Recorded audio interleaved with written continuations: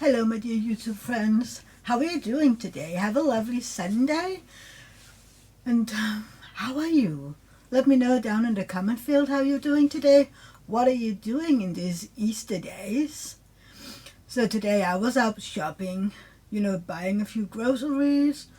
And for some reason, the entire population of my town believes that the shops will be closed for the next 14 days because yikes, people everywhere, cars everywhere, yikes, really. Oh, anyway, that's not why we're here. It is Saturday, and what do I do on Saturdays? I read you a fairy tale from Hans Christian Andersen. Whoop, whoop. And today it is a bit easier for me to read the fairy tale. The one from last Saturday, I went back and read it in Danish, and that wasn't any easier. So I should have read it beforehand and maybe skipped it. I'm sorry about that one, okay? So yeah, let's get to this one. It is quite a cute story, but again, it has a morale, and I would like to know what you think the morale of the story is. I would also like to know how you like it.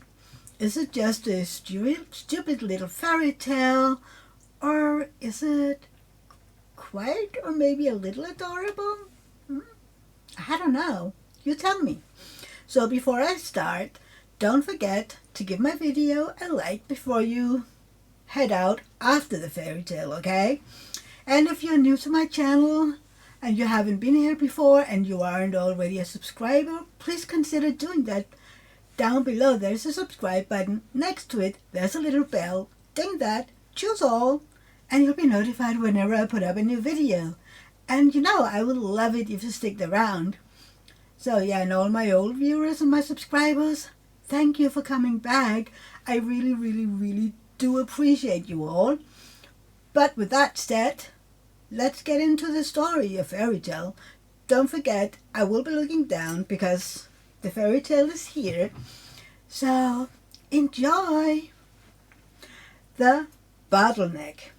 Close to the corner of a street, amongst other abodes of poverty, stood an exceedingly tall, narrow house, which had been so knocked about by time that it seemed out of joint in every direction. This house was inhabited by poor people, but the deepest poverty was apparent in the garret lodging in the gable.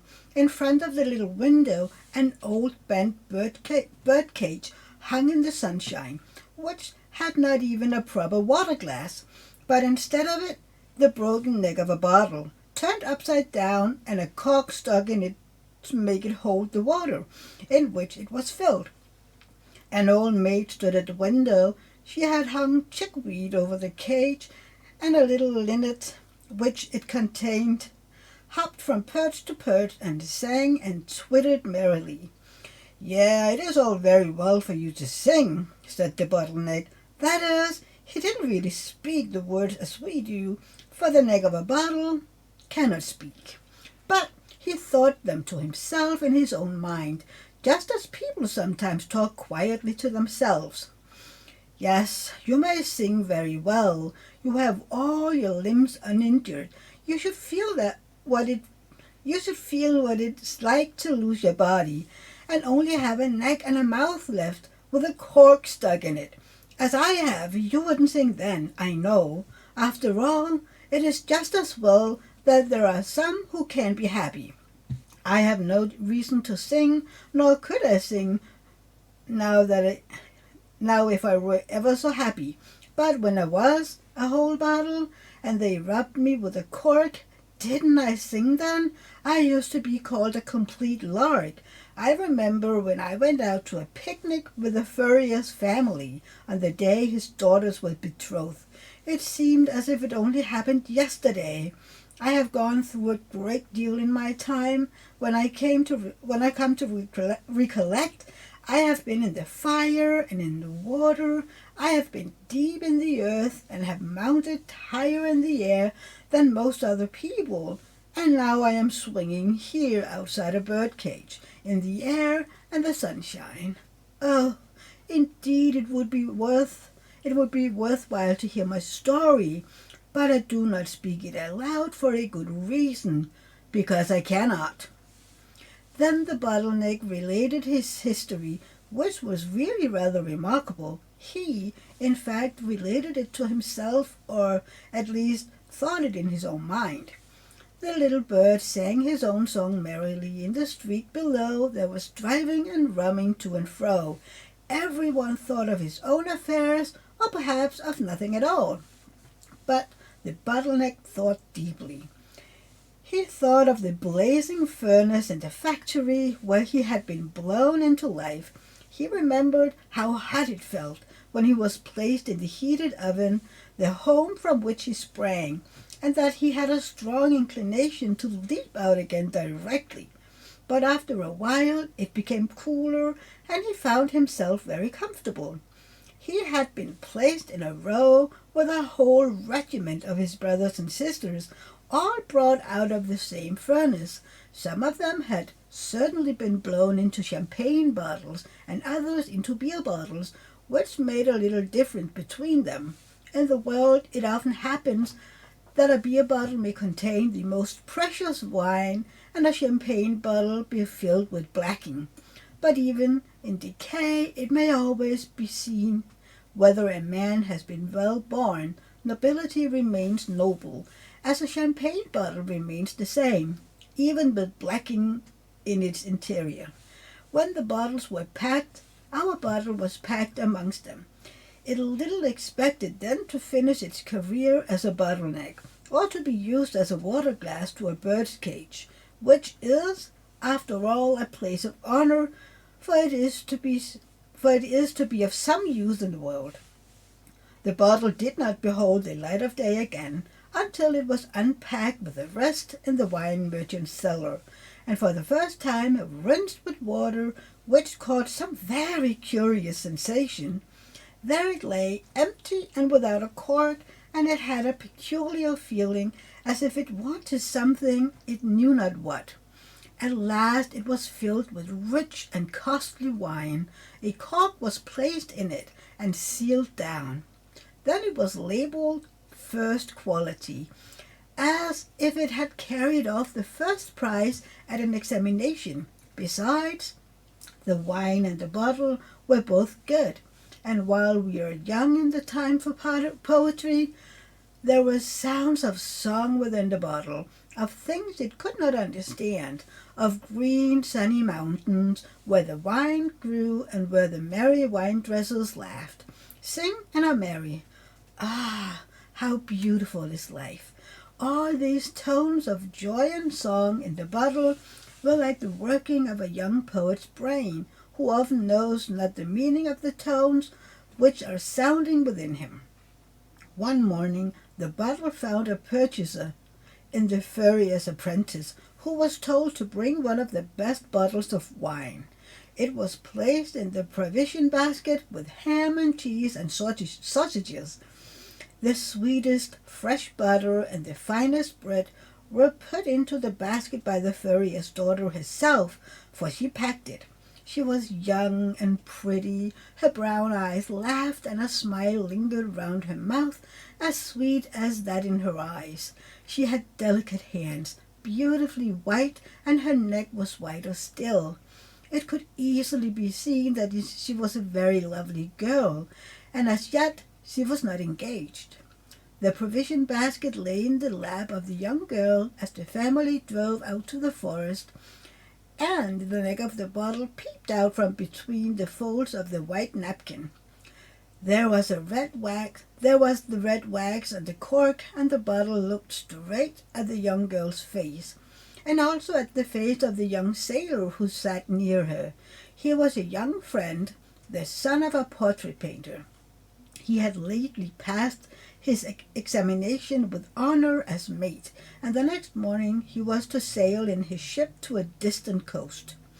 There had been a great deal of talk on the subject while the basket was being packed, and during this conversation the eyes and the mouth of the furrier's daughter did not wear a very joyful expression. The young people wandered away into the green wood and talked together. What did they talk about? The bottle could not say, for he was in the provision basket. It remained there a long time. But when at last it was brought forth, it appeared as if something pleasant had happened, for everyone was laughing. The furrier's daughter laughed too, but she said very little, and her cheeks were like two roses. Then her father took the bottle and the corkscrew into his hands. What a strange sensation it was to have the cork drawn for the first time. The bottle could never after that forget the performance of that moment. Indeed, there was quite a convulsion within him as the cork flew out, and a gurgling sound as the wine was poured forth into glasses. "Long life to the betrothed!" cried the papa, and every glass was emptied to the dregs, while the young sailor kissed his beautiful bride.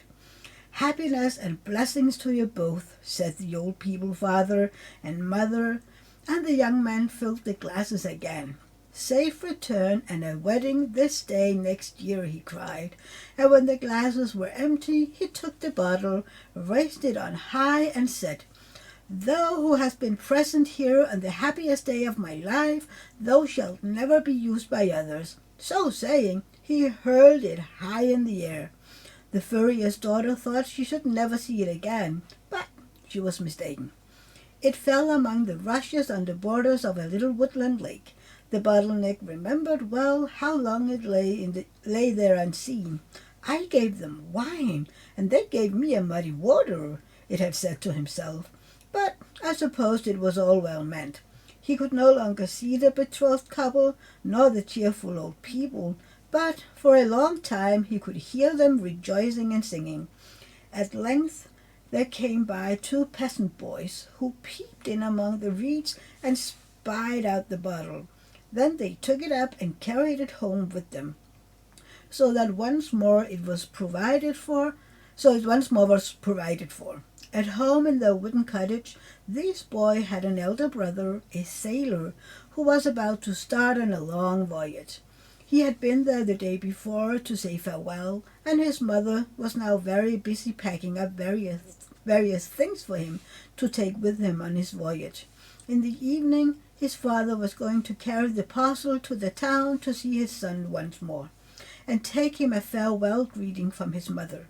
A small bottle had already been filled with herb tea mixed with brandy and wrapped in a parcel, but when the boys came in, they brought with them a larger and stronger bottle, which they had found.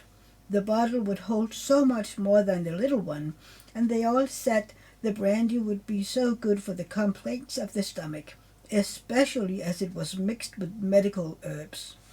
The liquid which they now poured into the bottle was not like the red wine with which it had once been filled. These were bitter drops, but they are of great use sometimes for the stomach. In the new large bottle was to go, not the little one. The new larger bottle was to go, not the little one. So the bottle once more started on its travel. It was taken on board, for Peter Jensen was one of the crew, the very same ship in which the young maid was to sail.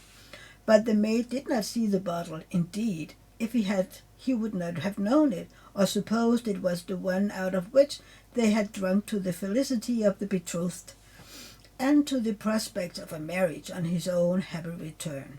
Suddenly, the bottle now no longer poured forth wine, but it contained something quite as good, and so it happened that whenever Peter Jensen brought it out, his messmates gave it the name of the apothecary, for it contained the best medicine to cure the stomach, and he gave it not quite willingly he gave it out quite willingly as long as a drop remained. Those were happy days, and the bottle would sing when rubbed with a cork, and it was called a great lark, Peter Jensen's lark.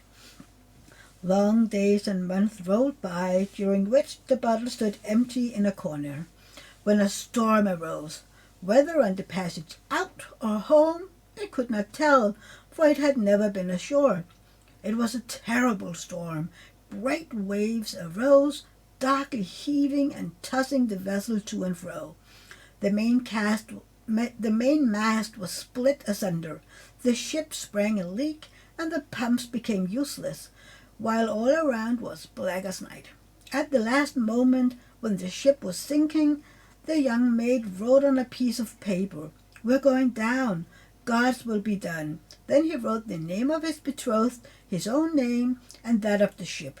Then he put the leaf in on an empty bottle that happened to be at hand, corked it down tightly, and threw it into the foaming sea. He knew not that it was the very same bottle from which the goblet of joy and hope had once been filled for him, and now it was tossing in the waves, which his last and now it was tossing on the waters with his last greeting and a message from the dead. The ship sank, and the crew sank with her.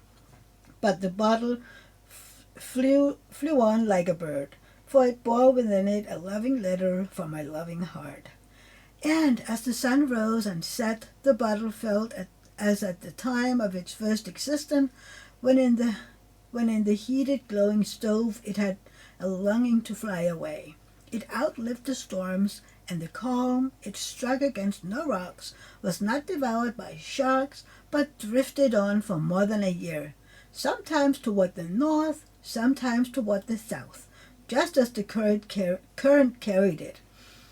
It was in all other ways its own master, but even of that one may get tired. The written leaf, the last farewell of the bridegroom to his bride, would only bring sorrow when once it reached her hands. But where were those hands, so soft and delicate, which has once spread the tablecloth on the fresh grass in the green wood, on the day of his betrothal? Ah, yes, where was the furriest daughter, and where was the land which might lie nearest to her home? The bottle knew not. It travelled onward and onward, and at last all his wandering about became wearisome. At all events, it was not its usual occupation, but it had to travel till at length it reached land, a foreign country. Not a word spoken in its country could the bottle understand.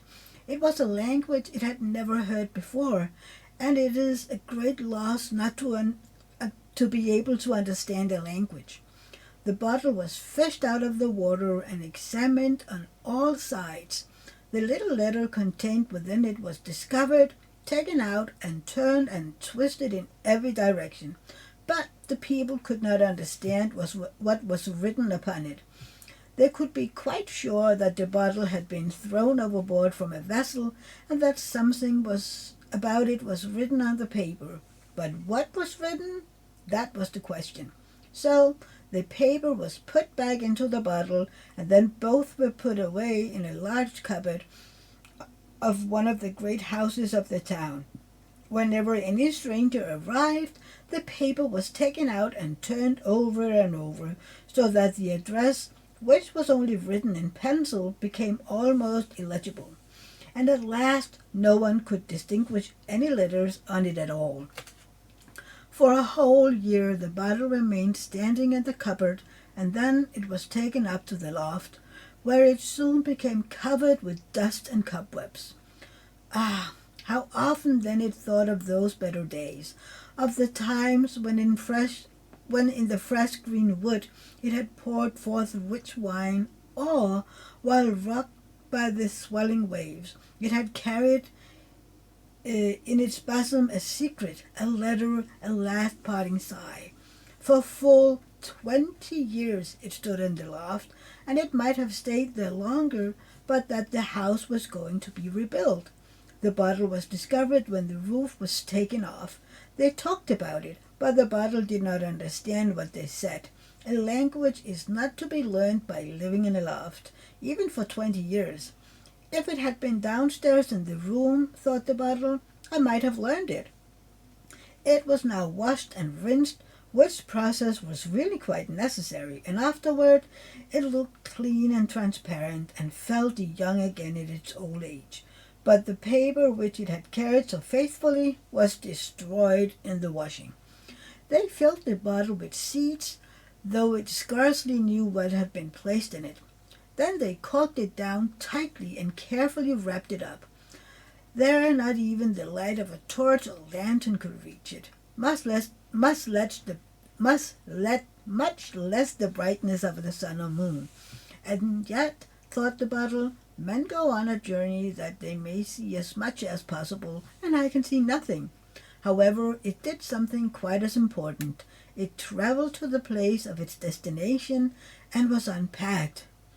What trouble they had taken with that bottle over yonder, said one, and very likely it is broken after all. But the bottle was not broken, and better still, it understood every word that was said. This language it had heard in the furnace and in the wine's merchant, in the forest and on the ship.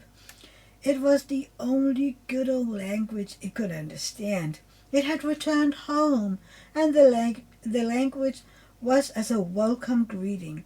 For very joy it felt ready to jump out of people's hand, and scarcely noticed that its cork had been drawn and its contents emptied out, till it found itself carried to a cellar, to be left there and forgotten. There's no place like home, even if it's a cellar. It never occurred to him to think that he might lie there for years. He felt so comfortable. For many long years he remained in the cellar, till at last some people came to carry away the bottles, and ours amongst the number. Out in the garden there was a great festival. Brilliant lamps hung in the festoons from tree to tree, and paper lanterns through which the light shone till they looked like transparent tulips. It was a beautiful evening, and the weather mild and clear. The stars twinkled, and the new moon, in the form of a crescent, was surrounded by the shadowy dish of the whole moon, and it looked like a grey globe with a golden rim. It was a beautiful sight for those who had good eyes. The illumination extended even to the most retired of the garden walks, at least not so retired that anyone needed lose himself there. In the borders there were placed bottles, each containing a light, and amongst them the bottle with which we are acquainted, and whose fate it was one day to be only a bottleneck, and to serve as a water glass to a bird cage. Everything here appeared lovely to our bottle, for it was again in the green woods amid joy and feasting. Again it heard music and song, and the noise and murmur of a crowd, especially in that part of the garden where the lamp blazed, and the paper lantern displayed their brilliant colors. It stood in a distant walk, certainly, but a place pleasant for contemplation, and it carried a light, and was once useful and ornamental. In such an hour it is easy to forget that one has spent 20 years in a loft, and a good thing it is to be able to do so. Close before the bottle passed a single pair, like the bridal pair, the maid and the furrier's daughter, who had so long ago wandered in the wood. It seemed to the bottle as if he were living that time over. It seemed to the bottle as if he were living that time over again. Not only the guests, but other people were walking in the garden, who were allowed to witness the splendor and the festivities. Among the latter came an old maid, who seemed to be quite alone in the world. She was thinking, like the bottle, of the greenwood and of a young betrothed pair who were very closely connected with herself. She was thinking of that hour, the happiest of her life, in which she had taken part when she had herself been one of the betrothed pair. Such hours are never to be forgotten. Let a maiden be as old as she may. But she did not recognize the bottle, neither did the bottle recognize the old maid. And so we often pass each other in the world when we met, as did these two, even while together in the same town. The bottle was taken from the garden and again sent to a wine merchant, where it was once more filled with wine and sold to an aeronaut who was to make an ascent in his balloon on the following Sunday. A great crowd assembled to witness the sight. Military music had been engaged, and many other preparations made. The bottle saw it all from the basket in which he lay close to a live rabbit. The rabbit was quite excited because he knew that he was to be taken up and let down again in a parachute. The bottle, however, knew nothing of the up or the down. He saw only that the balloon was swelling larger and larger till it could swell no more and began to rise and be restless. Then the rope which held it were cut through, and the aerial ship rose in the air with the aeronaut and the basket containing the bottle and the rabbit, while the music sounded and all the people shouted, "Hooray!" "This is a wonderful journey up into the air," thought the bottle. "It is a new way of sailing, and here at least there is no fear of striking against anything." Thousands of people gazed at the balloon, and the old maid, who was in the garden, saw it also, for she stood at the open window of the garret by which hung the cage containing the linnet, who had then no water glass, but was obliged to be content with an old cup. In the window-sill stood a myrtle in a pot, and this had been pushed a little on the side, that it might not fall out, for the old maid was leaning out of the window that she might see. And she did see distinctly the aeronaut in the balloon, and how he let down the rabbit in the parachute, and then drank to the health of all the spectators in the wine from the bottle. After doing this, he hurled it high into the air. How little she thought that this was the very same bottle which her friend had thrown aloft in her honor, on that happy day of rejoicing in the green wood in her youthful days. The bottle had no time to think when raised so suddenly, and before it was aware, it reached the highest point it had ever attained in its life. Steepless and roof lay far, far beneath it, and the people looked as tiny as possible. Then it began to descend much more rapidly than the rabbit had done, made somersaults in the air, and felt itself quite young and unfeathered, although it was half full of wine. But this did not last long. What a journey it was! All the people could see the bottle, for the sun shone upon it. The balloon was already far away, and very soon the bottle was far away also, for it fell upon a roof and broke in pieces. But the pieces had got such an impetus in them that they could not stop themselves. They went jumping and rolling about, till at last they fell into the courtyard, and were broken into still smaller pieces. Only the neck of the bottle managed to keep hold, and it was broken off as clean as if it had been cut with a diamond. "That would make a capital bird's glass," said one of the cellarmen, but none of them had either a bird or a cage, and it was not to be expected they would provide one just because they had found a bottleneck that could be used as a glass. But the old maid who lived in the garret had a bird, and it really might be useful to her, so the bottleneck was provided with a cork and taken up to her, and, as it often happens in life, the part that had been upmost was now turned downwards, and it was filled with fresh water. Then they hung it in the cage of the little bird, who sung and twittered more merrily than ever. "Ah, you have good reason to sing," said the bottleneck, which was looked upon as something very remarkable because it had been in a balloon. Nothing further was known of its history.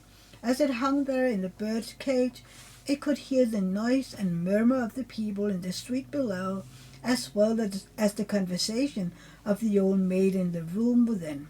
An old friend had just come to visit her, and they talked, not about the bottleneck, but of the myrtle in the window. "No, you must not spend $1 for your daughter's bridal bouquet," said the old maid. "You shall have a beautiful little bouquet for a nosegay full of blossom. Do you see how splendidly this tree has grown? It has been raised from only a little sprig of myrtle that you gave me on the day after my betrothal, and from which I was to make my own bridal bouquet when a year had passed. But that day never came. The eyes were closed, which were to have been my light and joy through life. In the depth of the sea, my beloved sleeps sweetly. The myrtle has become an old tree, and I am a still older woman. Before the sprig you gave me faded, I took a spray and planted it in the earth, and now, as you see, it has become a large tree, and a bunch of the blossoms shall at last appear in a wedding festival, in the bouquet of your daughter. There were tears in the eyes of the old maid as she spoke of the beloved of her youth and of the betrothal in the wood. Many thoughts came into her mind, but the thought never came that quite close to her, in that very window, was a remembrance of those old times, the neck of the bottle which had, as it was, shouted for joy when the cork flew out with a bang on the betrothal day. But the bottleneck did not recognize the old maid. He had not been listening to what she had related, perhaps because he was thinking so much about her. The end. So let me know down in the comment field how you like this one. Me myself, I quite like it. It is a sweet story, but at the same time it is also quite sad. But it makes you think, doesn't it? How, sometimes you come upon things that you might have seen or had in the younger days, and now you don't even know that it's the same. It is interesting, isn't it? So yeah, this is what I have for you today, and I hope you like it. And I will be back next Saturday with another fairy tale. Until then, I have a whip and chat on Tuesday and an unboxing on Friday. Usually, I have my lives on Sundays, but tomorrow there will be no live. As it is a holiday, I will be with family, and I can't be both here and with family. So tomorrow my live is cancelled. But I hope you will be in my live next Sunday. It is usually a lot of fun, and sweet people and people that I care much about is there. So yeah, that is it for today. I hope to see you in my next video, and don't forget to give this a thumbs up before you leave. And I see you soon. Bye everybody. I love you.